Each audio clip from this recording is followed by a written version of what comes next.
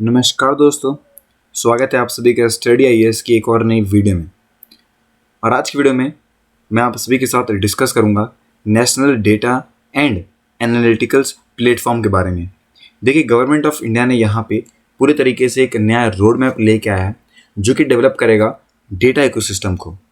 आज की वीडियो में हम लोग इसी के बारे में देखने वाले हैं। ये पूरा रोड मैप क्या है, किस तरीके से भारत सरकार जो है वो आप कह सकते हैं इतना बड़ा जो इकोसिस्टम है ये बनाएगी और किन बातों का ध्यान रखना है, क्या चीज़ें हैं, वो सब मैं आपके साथ डिस्कस करूंगा। इंपॉर्टेंट और काफ़ी इन्फॉर्मेटिव वीडियो रहेगी, तो वीडियो को एंड तक ज़रूर देखिएगा। और कोई भी डाउट होता है तो वो भी आप मुझसे पूछ सकते हैं कमेंट सेक्शन में। अब स्टार्ट करूँ उससे पहले बता दूं आपको, अनअकैडमी की परफॉर्मेंस पिछले 2 सालों से आप लोग देख सकते हैं, that is very very good.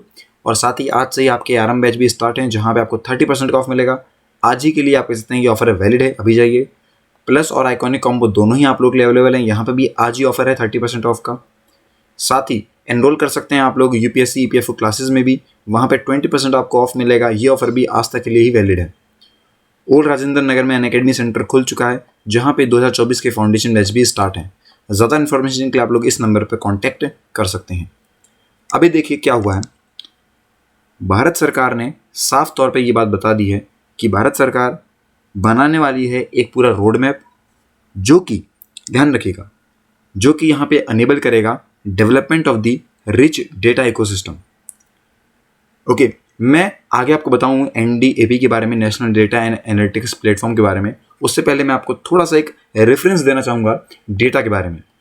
देखिए दोस्तों, अगर इस टाइम पे हम बात करें कि दुनिया में सबसे एक्सपेंसिव चीज़ क्या है, तो मेरे ख्याल से अगर मैं टेक्नोलॉजी के थ्रू जाऊँ तो वो है डेटा। कस्टमर का डेटा, कंपनी का डेटा, प्रोडक्ट का डेटा, सेल का डेटा, कई तरीके के डेटा होते हैं। यहाँ पे अगर मैं बताऊँ, data refers to the information which is important and meaningful. Okay, तो इस तरीके से आप मान सकते हैं डेटा हमारे लिए इस टाइम पे, अगर हम बात करें टेक्नोलॉजी वाली वर्ल्ड में, तो आप लिए किसी भी कंपनी के लिए या फिर किसी सरकार के लिए भी डेटा बहुत ज़रूरी है। फॉर एग्जाम्पल अगर मैं आपको बताऊँ तो आपको पता होगा कि हमारी इंडिया में कोई भी अगर पॉलिसी बनती है तो वो एक रेफरेंस बनती है। जैसे कि आपको पता होगा कि जब एक बार जनगणना हुई थी उस टाइम पे 2011 वाली, उसके बाद अब होगी 2022 में, तो कोई भी पॉलिसी बनाती है सरकार तो वो 2011 के ही बेस पे बनाती है। अब 2022 का आ जाएगा, उसके बाद क्या होगा, बेसिकली हमें पता लगेगा कि उसके आगे जो भी यहाँ पे आप कह सकते हैं पॉलिसी बनेगी वो 2022 के बेसिस पे ही बनेगी। समझ में आ गया आपको? तो इस तरीके से काम चलता है और इसीलिए डेटा जो है वो बहुत इंपॉर्टेंट है। अगर हमारे पास कोई भी एक ऐसा प्लेटफॉर्म हो जहाँ पे इस डेटा को सिंक्रोनाइज सीक्वेंस में सही ऑर्डर में लगाया जाएगा, तो ये सरकार के लिए और आप कह सकते हैं बाकी लोगों के लिए भी बहुत आसानी होगा कि वो चीज़ों को ट्रैक कर सकें।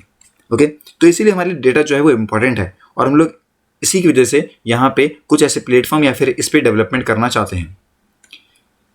देखिए दोस्तों, मई 2022 के अंदर नीति आयोग ने कोलेब्रेशन किया मिनिस्ट्रीज के साथ, स्टेट गवर्नमेंट के साथ, और साथ में यहाँ पे इन्होंने लॉन्च किया एक पूरा ट्रांसफॉर्मेशनल ओपन डेटा प्लेटफॉर्म जिसे ये लोग कहते हैं एनडीएपी।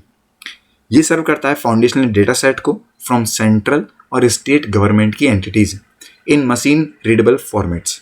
साथ ही दोस्तों, जो यहाँ पे इंटरफेस हम लोग यूज़ करते हैं इसके अंदर, पूरे जो प्लेटफॉर्म है ये बहुत यूज़र फ्रेंडली है और काफ़ी पावरफुल एनालिटिक्स पावर भी इसके पास है।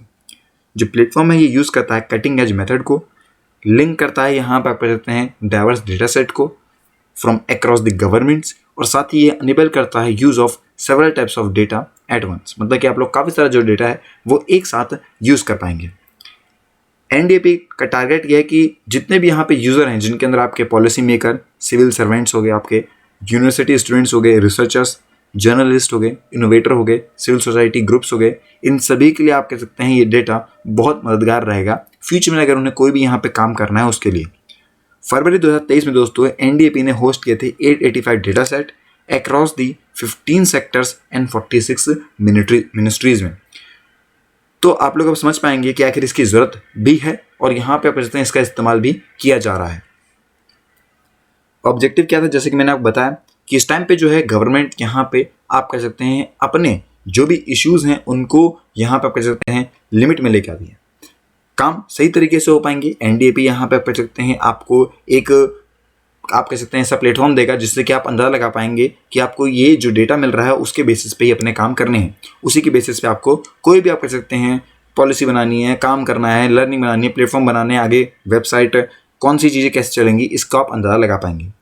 ओके, अब देखिए यहाँ पे बात आई थी नीति आयोग की, तो उसके बारे में आपको थोड़ी बातें बताना चाहूँगा कि नीति आयोग जो है दोस्तों वो प्लानिंग कमीशन है, लेगेसी है 65 ईयर्स की। ओके, जो प्लानिंग कमीशन की लेगेसी थी 65 ईयर की, उसको ही नाम चेंज करके नीति आयोग दिया है। यूटिलिटी और सिग्निफिकेंस प्लानिंग कमीशन के ये थे। ओके, यहाँ पे रिप्लेसमेंट हमें देखने को मिली, काफ़ी रिलेवेंट और रिस्पॉन्सिव आई। प्रेजेंट जो इकोनॉमिक नीड है, सिनेरियो है, उसके बेसिस पे ये काम करेगा। पिवोटल ऑर्गेनाइजेशन है दोस्तों। ओके, काफ़ी सारे वाइटल रोल हैं। अगर हम डेवलपमेंट की बात करें तो नीति आयोग का सबसे बड़ा हाथ रहता है। चेयरमैन की बात करें तो नरेंद्र मोदी साहब हैं, जो कि आप मान लीजिए जो भी हमारे देश का पीएम रहता है वो इसका चेयरमैन होता है। नीति आयोग के वाइस चेयरमैन कौन है इस टाइम पे, तो डॉक्टर राजीव कुमार हैं, जो कि सितंबर 2017 में बनाए गए थे और अब तक यही चलते हुए आ रहे हैं, और ये करंट वाइस चेयरमैन भी है नीति आयोग के। तो ये सारी बातें हैं जो कि आपको आज की पूरी वीडियो से समझ में आई होगी, और आई होप कि आपको ये वीडियो इन्फॉर्मेटिव भी लगी होगी। और भी ऐसी वीडियोस को देखने के लिए सब्सक्राइब कीजिए हमारे चैनल को। मिलते हैं नेक्स्ट वीडियो में, तब तक के लिए have a nice day and take care.